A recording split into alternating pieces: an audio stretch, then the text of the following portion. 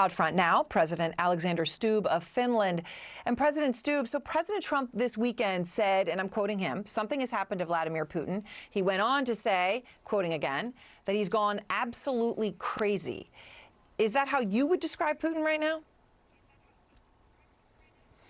Well, I've been speaking with President Trump on numerous occasions, and I think there's always a strategy behind what Putin does, and that strategy is a strategy of delay. And while we're speaking, he continues his war of aggression in Ukraine, and we're talking about at least 5,000 dead or wounded soldiers per day. So if that's defined as crazy, then so be it.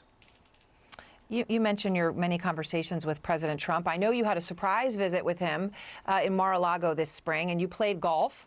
And I know you're an extremely good golfer. So he then posted a picture of you. He was praising your golf skills. Obviously, that was just before tariffs. But even after the tariffs were announced, Mr. President, you sat next to Trump at Pope Francis's funeral. So how often do you speak with him? Well, you know, I've had the opportunity to obviously meet him on a few occasions and then speak over the phone fairly regularly. And, you know, it's normal diplomatic exchanges of ideas. And I'm glad that I can do that because, as you understand, I come from a small country. And whenever the president of a small country is able to speak with the president of the United States, it's a good part of our diplomacy. A small country, but a crucial country, and you have the longest land border with Russia in Europe. So when you talk of Putin, you know of what you speak, right? About 830 miles, we're showing it here. Right now, Putin is building up his military along Finland's border.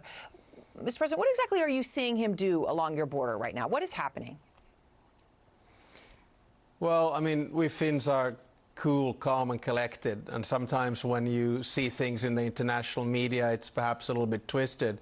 We have the border under full control. Russia has always had military bases along our border, and there is a normal build-up. You have to remember that 4 brigades were moved from the Leningrad military district when the war began in Ukraine, and our expectation is that there will be a build-up after the war is over, and that build-up will continue. And, you know, the reason is very simple. We have one of the largest militaries in Europe, together with Turkey, Ukraine and Poland, and on top of that we have just doubled NATO's border. So that's normal Russian activity. We have obligatory military service, 900,000 men and women who've done it. We have over 60 F-18s. We just bought 64 F-35s. We have the largest artillery in Europe together with Poland. And as I keep on saying, we don't have it because we're worried about Sweden.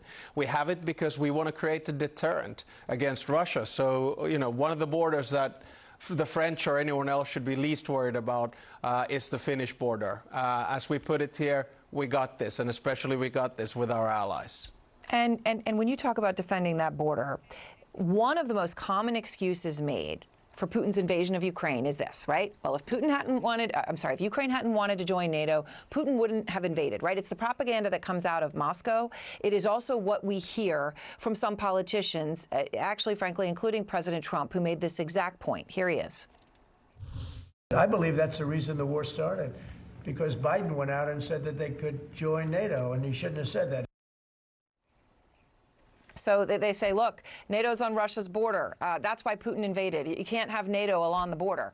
But again, to make the point, you've got the largest land border with Russia, and you are in NATO. So what do you say to those people who will explain and excuse Putin's invasion using the NATO rationale?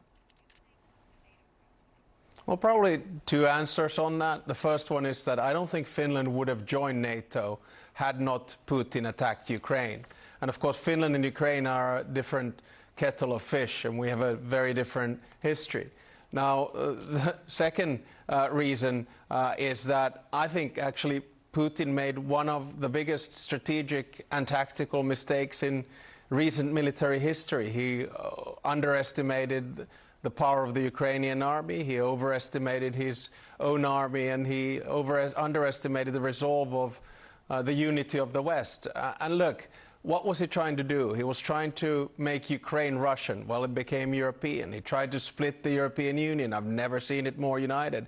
He tried to split the transatlantic partnership, and especially NATO, and he ended up with neutral Sweden and Finland joining NATO. So you could perhaps argue that whatever he made was a colossal mistake. President Stubb, thank you so much for your time.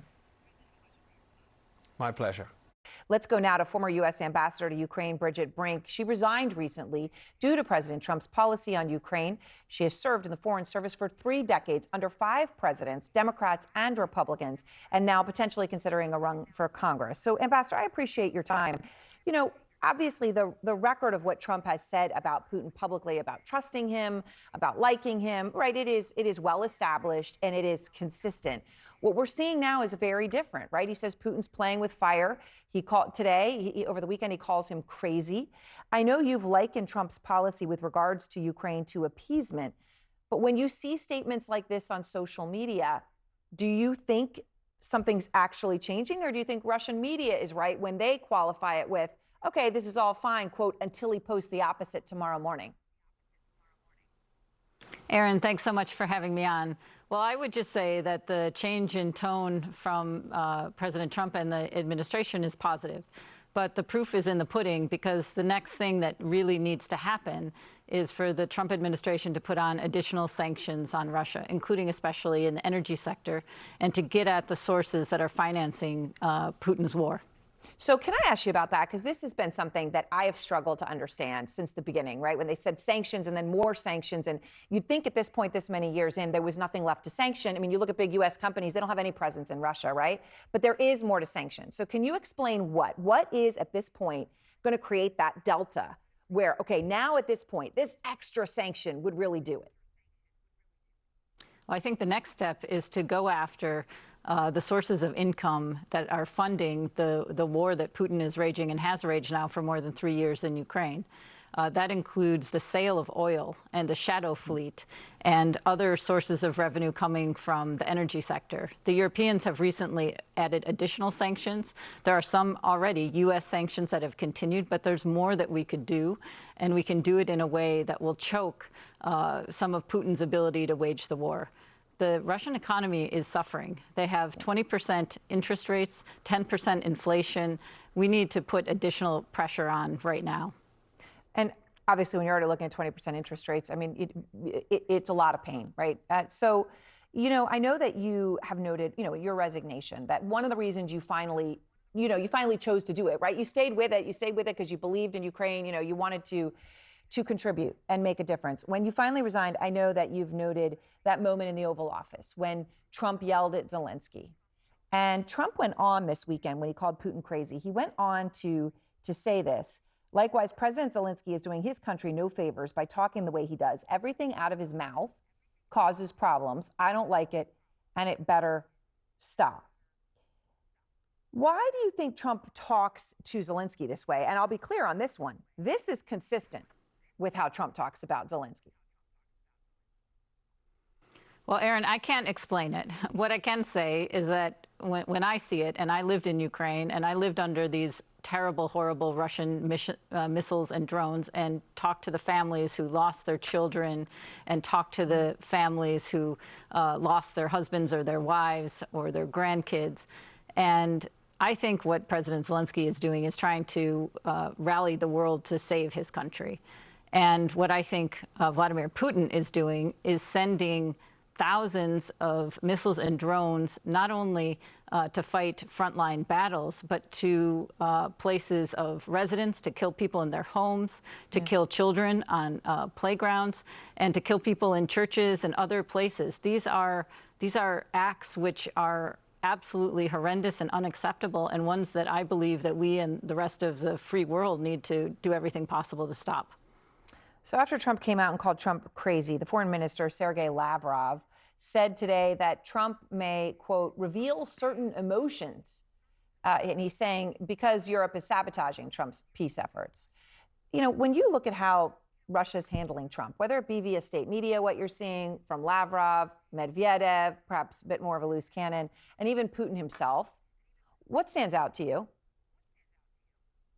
I mean, the problem that exists now, and the problem that has existed throughout the entire time that I have been a professional diplomat working in this part of the world, is that Putin's goals are very simple, and they're different than ours. They are to subjugate Ukraine and other countries in Europe, to divide Europe, and to weaken the United States. And that is his longtime goal. You said it exactly correctly, in my view, at the beginning. And so, as the United States, and my strong recommendation to the Trump administration would be that you counter such goals with an equally strong and robust response. And I think it's just as simple as playground politics, that you have a playground bully, and if you let that person proceed, it's only going to get worse. I think the fear of World War III is letting this aggression continue unchecked. That's my fear. Ambassador Brink, so much appreciate your time, and thank you.